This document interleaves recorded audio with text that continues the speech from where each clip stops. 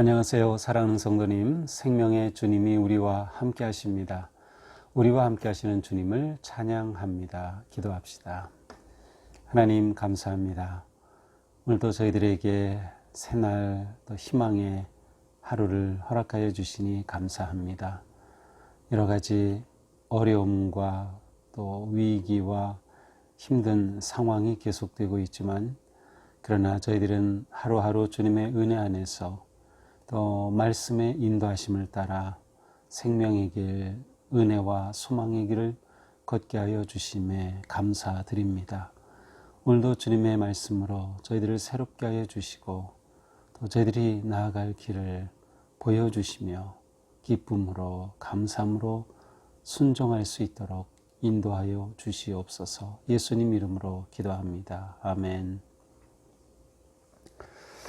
네, 드디어 우리 이사야서 맨 마지막입니다. 66장 15절에서 24절입니다. 우리 함께 보도록 하겠습니다. 보라, 여호와께서 불에 둘러싸여 강림하시리니 그의 수레들은 회오리 바람 같으리로다. 그가 혁혁한 위세로 노여움을 나타내시며 맹렬한 화염으로 책망하실 것이라. 여호와께서 불과 칼로 모든 혈육에게 심판을 베푸신즉 여호와께 죽임 당할 자가 많으리니 스스로 거룩하게 구별하며 스스로 정결하게 하고 동산에 들어가서 그 가운데 있는 자를 따라 돼지 고기와 가증한 물건과 쥐를 먹는 자가 다 함께 망하리라. 여호와의 말씀이니라.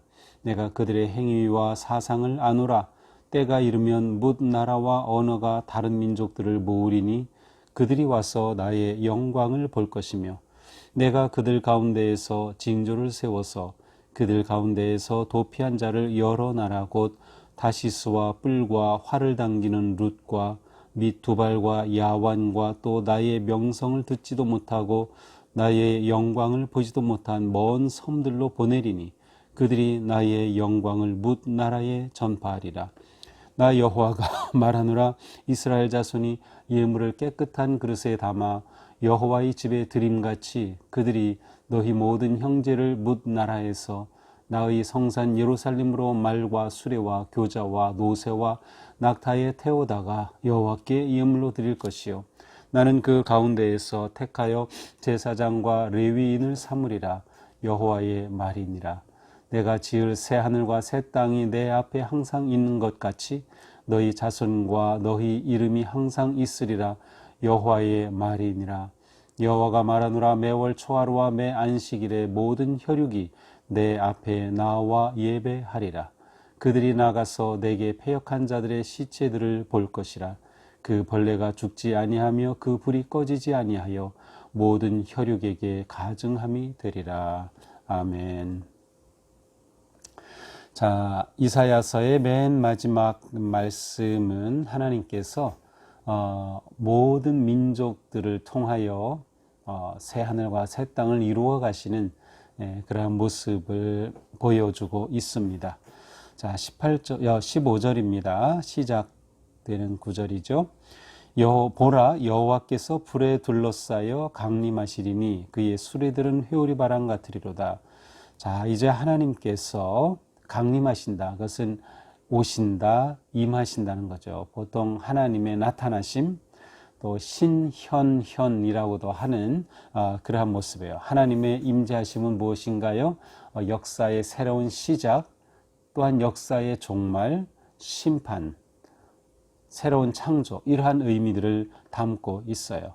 자, 하나님께서 나타나실 때 불에 쌓여서 보통 이스라엘 백성들은 그리고 또 고대에는 하나님이 나타날 때 신이 나타난다 하면은 그러한 불이 있고 천둥이 있고 화염이 있는 그러한 모습들을 생각했죠. 불에 둘러싸여 오시며 수레들은 회오리 바람 같으리라.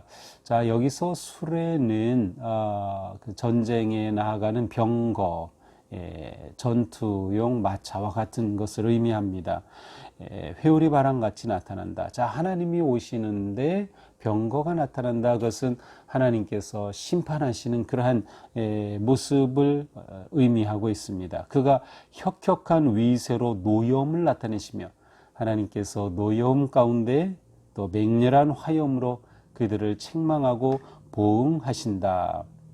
자, 하나님의 강림하심, 하나님의 오심은 이제 어떤 자들에게는 이 엄청난 심판과 노여움과 책망의 일이 될 것이지만 또한 이것은 누군가에게는 놀라운 희망의 시간이 되기도 합니다. 16절 여호와께서 불과 칼로 모든 혈육의 심판을 베푸신즉 여호와께 죽임당할 자가 많으리니 그렇습니다. 하나님께서 심판하실 때에 불과 칼로 모든 혈육, 모든 사람 예외 없이 심판하시는데 많은 자가 그 심판 앞에 죽임을 당할 것이라는 겁니다. 17절 스스로 거룩하게 구별하여 스스로 정결하게 하고 동산에 들어가서 그 가운데 있는 자를 따라 돼지고기, 가증한 물건, 쥐 먹는 자 다 함께 망하리라. 자, 그런데 특별히 그들 가운데 스스로 거룩하게 구별하여 스스로 정결하고 이것은 이제 좋은 의미가 아닙니다. 스스로 거룩하게 구별한다는 것은 이제 제사 드리기 위해 준비하는 모습이에요. 그 스스로 거룩하게 구별해서 정결하게 하고 그런데 문제는 이렇게 준비해서 어디로 들어갑니까? 동산에 들어가. 여기서 말하는 동산은 이방신을 섬기는 그러한 장소를 말합니다. 그곳으로 들어가서 그 가운데 있는 자를 따라서 여기서 그 가운데 있는 자는 두 가지로 보통 해석하는데 하나는 이 제사를 인도하는 제사장과 같은 사람을 가리키는 것이라 보기도 하고요. 아니면 그 우상 가운데 서 있는 우상 또 목상이라고도 할 수 있는 그 우상을 의미한다고 보기도 합니다. 뭐 어떻게 보든 상관이 없어요. 왜냐하면 이 동산은 이방신을 섬기는 우상을 섬기는 그곳에 들어가서 거기서 서 있는 우상에게 아니면 이 우상 제사를 이끄는 제사장을 따라서 무슨 일을 합니까? 다 그들이 돼지고기를 먹어요. 가증한 물건 그리고 쥐를 먹어요. 이것은 이미 성경에서 그 정결한 음식 또 부정한 것으로 구별한 레위기에 나오는 그러한 구별에 따른다면 이 돼지고기는 부정한 음식이죠. 근데 그것을 먹어요. 쥐를 먹어요. 그러한 자들 다 하나님께 망할 것이다. 하나님의 심판 앞에 멸망할 것이다. 여호와의 말씀이니라. 동산의 우상 숭배자들을 심판하시는 모습입니다. 18절 내가 그들의 행위와 사상을 나누라. 때가 이르면 문 나라와 언어가 다른 민족들을 모으리니 그들이 와서 나의 영광을 볼 것이며. 자, 이렇게 하나님이 심판하시는데 이들 가운데에서 살아남은 자들이 있어요. 하나님의 심판에서 벗어난 자, 구원받은 자들이 있습니다. 그들을 19절에서는 도피한 자로 표현하는데 19절은 이렇게 말씀해요. 내가 그들 가운데서 징조를 세워 그들 가운데서 도피한 자를. 자, 이렇게 살아남은 자들인데 이들은 이방인을 또한 의미하기도 합니다. 왜냐하면 18절에서 뭇 나라와 언어가 다른 민족들을 모은다. 하나님께서는 이제 이방의 많은 나라, 언어가 다르고 민족이 다른 자들을 모은다는 것입니다. 그들의 행위와 생각을 아시기에 그들을 모으셔요. 그래서 그들이 와서 나의 영광을 볼 것이다. 하나님께서 그들을 모을 때 그들이 하나님의 부르심을 받고 와서 하나님의 영광을 보게 되는 거죠. 자, 이들은 바로 도피한 자들입니다. 19절에서. 그래서 그들 가운데서 도피한 자를 이제 여러 나라 곧 다시스, 뿔, 두발, 야완 여러 나라로 보냅니다. 자, 어떤 이미지가 그려지나요? 하나님께서 이방인들을 세우셔서 그들을 여러 나라로 보내셔요. 선교사로 보내시는 것과 같아요. 여러 나라로 사명을 맡겨서 보내시는 모습입니다. 그들에게 징표를 주어서 보냅니다.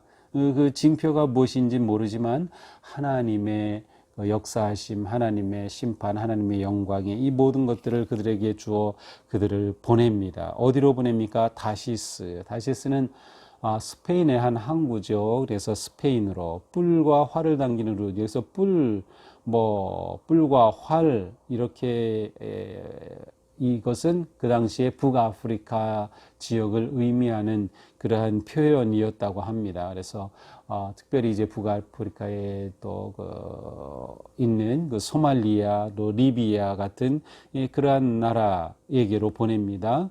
또 두발 과 야완에게 보냅니다. 두발은 흑해 남쪽에는 민족 터키, 지금의 터키와 그 북쪽에 있는 민족들, 야완은 소아시아 지역이나 혹은 그리스 지역을 의미합니다. 그 당시에 이제 세상을 표현할 때 이런 단어들을 썼던 것 같아요. 그래서 그들에게로 보냅니다.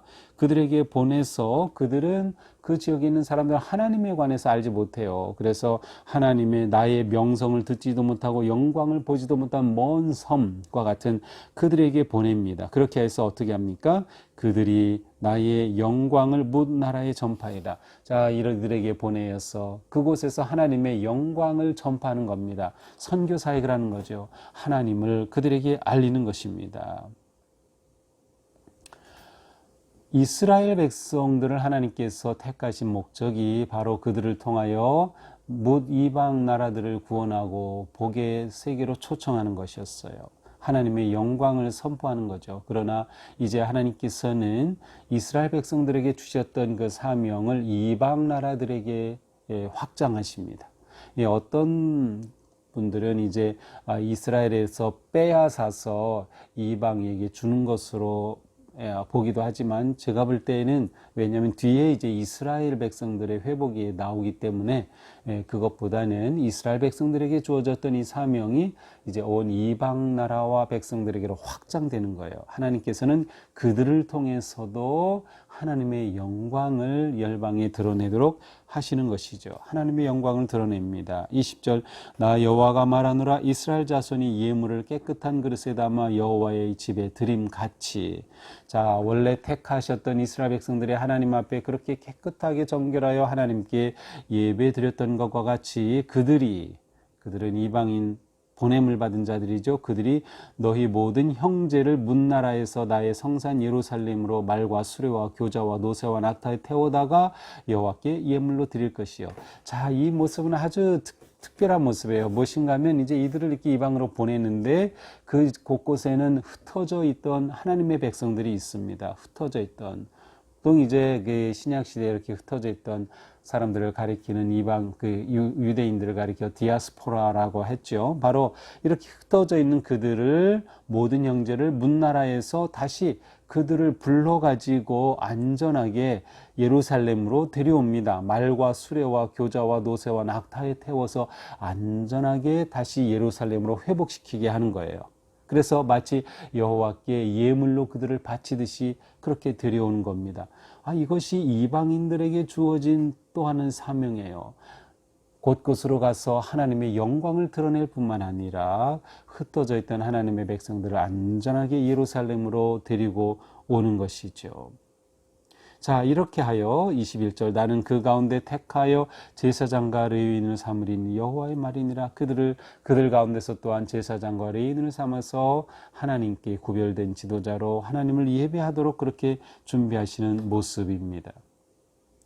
이방인들이 하나님의 보내심을 받아 선교사로 파송되어서 그곳에서 사역의 열매로 맺는 것이 하나님께 영광을 돌리는 하나님의 영광을 온 열방에 드러내는 것이고, 또 하나는 이스라엘 백성들을 이렇게 안전히 예루살렘으로 데리고 오는 것이에요. 마치 예루살렘으로 순례 오는 그 길에 그들을 안전하게 동행하는 것이죠. 이스라엘 백성들을 회복시키는 모습입니다. 자, 이렇게 하여 하나님은 그들을 통해서 놀라운 영광을 받으시는 거죠. 22절 내가 지을 새 하늘과 새 땅이 내 앞에 항상 있는 것 같이 너희 자손과 너희 이름이 항상 있으리라. 여호와의 말이니라. 새 하늘과 새 땅 이미 우리가 보았죠. 하나님께서 세우시는 그런 놀라운 약속과 영광의 모습이에요. 모든 불의와 악을 멸하시고 하나님이 택하신 자들을 세우셔서 영광의 나라를 일으키시는 모습이죠. 그때 그들 앞에 바로 이 나라를 하나님께서 항상 있게 하겠다. 그리고 너희 자손과 너희 이름이 항상 있게 하겠다. 이제는 더 이상 멸망하지 않을 것이다. 이제는 멸절되지 않고 하나님의 보호받는 그러한 복된 자로 세워질 것이다. 이 하나님의 계획 안에는 이제는 이방인들까지 다 포함이 되어 있어요. 예루살렘 성전도 이제는 이방인을 향해 열려져 있어요. 그들이 순례자로 와서 하나님을 경배하며 영광을 돌리는 자들이 되는 거죠. 혈통으로 나누어졌던 이스라엘과 이방이 이제는 다 없어지고 하나님께서는 이스라엘 백성뿐만 아니라 이방인도 똑같이 부르시고 사용하시고 그들을 통하여 영광을 받으신다. 23절 여호와가 말하노라 매월 초하루와 매 안식일에 모든 혈육이 내 앞에 나와 예배하리라. 이렇게 새하늘과 새 땅이 세워지는 그곳의 모습은 무엇이에요? 하나님의 백성들 또 택함을 받은 그러한 이방의 모든 사람들이 하나님을 예배하는 겁니다. 초하루 우리가 초하루 예배 새벽 예배 드리듯이 매월 초하루에 그리고 안식일에 우리가 매주일 하나님을 예배하듯이 안식일에 나와 예배할 것이다. 자, 하나님께서는 이렇게 세우신 새하늘과 새 땅 회복된 완성이 되는 이러한 모습 가운데 하나님을 예배하는 그들의 모습을 분명하게 보여주고 있어요. 하나님을 예배한다. 이것은 이 땅에서뿐만 아니라 천국에서도 하나님의 나라에서도 영원히 계속될 일입니다. 예배는 영원한 거예요. 하나님께 예배하는 이 아름다운 모습의 회복을 선포합니다. 그러나 그렇게 하나님께 돌아오지 아니하는 자들에게는 심판이 임하겠죠. 24절 마지막 절입니다. 그들이 나가서 내게 패역한 자들의 시체들을 볼 것이니 그 벌레가 죽지 않으며 불이 꺼지지 아니하여 모든 혈육에게 가증함이 되리라. 그렇습니다. 그러나 하나님께 돌아오지 아니한 자들은 패역한 자들, 바로 그들은 하나님께서 완전히 멸망시키시고 심판하신다는 말씀입니다. 자, 오늘 이사야서의 마지막 말씀에는 열방을 향한 하나님의 아름답고 놀라운 뜻이 담겨 있습니다. 하나님은 모든 나라, 모든 생명, 모든 혈육을 구원하시고 그들에게 은혜 베푸시기 원하시는 하나님이십니다. 그래서 우리는 하나님의 백성이 될 수 있었던 거죠. 혈통으로 이스라엘 자손이 아니잖아요. 그러나 우리는 이제 하나님의 자녀가 된 것입니다. 그러므로 우리는 하나님께서 우리를 구속하여 주시니 놀라운 사랑에 감사하며 하나님을 예배하고 경배하는 일에 힘써야 한다. 초하루와 안식일마다 예배하라고 하셨듯이 초하루와 주일마다 우리는 하나님을 예배하는 거룩한 백성으로 세워져야 할 것입니다. 그것은 시간과 절기를 따라 지키라는 거예요. 우리의 시간 가운데 하나님을 예배하는 시간을 확보하는 것이죠. 예배는 하나님의 택함받은 백성이 하나님께 돌릴 영광의 아름다운 모습입니다. 더 나아가 우리는 우리 교회가 또 성전이 예배가 온 세상을 향해 열린 예배가 되어야 한다는 거예요. 세상을 향해 열려져야 한다. 하나님은 이렇게 이방인을 택하셔서 그들을 선교사로 보내시고 온 세계 열방이 그들로 인해서 하나님의 영광을 보게 하기를 원하셨어요. 우리는 그러므로 계속해서 우리의 성전이 열려진 성전이 되어 모든 사람들이 하나님을 알고 주님을 예배하는 그러한 공동체가 되어야 한다. 또한 우리에게 맡겨주신 사명을 우리는 잘 완수해야 할 것입니다. 예배만 아니라 우리는 하나님의 영광을 온 열방 가운데 드러내도록 전도와 선교에도 더욱 힘써야 할 것입니다. 우리는 우리의 삶 속에 하나님의 나라가 세워지며 하나님의 나라는 하나님이 다스리시는 나라죠. 우리의 삶이 하나님의 다스리심을 받으면 우리의 삶은 천국을 사는 겁니다. 우리 교회가 하나님의 다스리심을 받고 이 사회가 하나님의 다스리심을 받는 새 하늘과 새 땅이 되도록 우리는 감사와 기쁨으로 주님의 부르심에 헌신해야 할 것입니다. 그리하여 우리가 사는 이곳이 하늘의 평화와 정의와 사랑과 구원과 기쁨이 넘쳐나는 진정으로 복된 새 하늘과 새 땅의 삶을 만들어가는 우리 모두가 될 수 있기를 주님의 이름으로 축복합니다. 기도합시다. 하나님 감사합니다. 하나님께서는 이스라엘 백성을 뛰어넘어 온 이방인, 온 열방을 통하여 하나님의 일을 행하시며 영광 받기를 원하시며 또한 그 일을 위하여서 택하시고 보내신 모습을 보여주셨습니다. 하나님의 놀라운 사랑으로 저희들은 구속을 받았고 하나님의 자녀가 되었으니 이 크신 은혜에 감사드립니다. 주님, 저희를 부르신 주님의 그 사명, 그 계획을 저희들이 잊지 않고 저희도 하나님의 영광을 온 세상이 볼 수 있도록 그렇게 복음을 전하고 선포하며 우리의 삶이 거룩하고 아름답게 하나님의 영광을 드러내는 삶이 되게 하여 주시옵소서. 우리의 모든 길을 선하게 인도하여 주시며 우리의 걸음걸음이 주님의 인도하심을 따르는 거룩하고 생명이 넘치는 복된 길 되게 하여 주시옵소서. 예수님 이름으로 기도합니다. 아멘. 자, 오늘까지 이렇게 이사야서 함께 묵상에 참여해 주셔서 정말 감사드리고요. 내일부터는 시편이 또 잠깐 또 우리 시편을 우리가 보게 됩니다. 계속해서 이 말씀 묵상 열심히 참여해 주시고 또 주변에 또 우리 교우들에게, 친구들에게, 이웃들에게 또 묵상의 자리에 참여할 수 있도록 또 이렇게 많이 초대해 주시고 또 유튜브나 또 밴드에 또 이렇게 계속해서 댓글 올려주시고 은혜를 나눠주시는 성도님들 정말 고맙습니다. 계속해서 이렇게 열심히 기쁨으로 참여할 수 있기를 바랍니다. 사랑합니다. 축복합니다.